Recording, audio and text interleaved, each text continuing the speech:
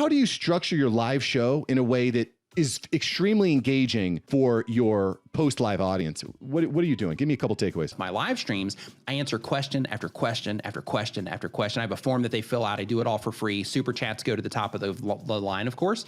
But basically, like it gives people the opportunity to get customized questions customized answered based on the things that they're dealing with on their YouTube channels. So because of that, it just happened to work out in my case that each question can essentially be turned into a piece of video content. The entire live stream can be turned into a podcast. Sometimes if I'm like, hey, you know, I've been busy and I haven't had time to make content, then I'll just grab one of those clips and I'll even publish it on my main channel. I'll make it a little bit more appropriate for the main channel with more B-roll graphics, you know, things like that. And I'll typically edit those just so I can make sure that they're, you know, right for the channel. By making the live stream, I get to luck out and have all of this additional content that I can lean on, you know, in the event that I need it and to use in other ways.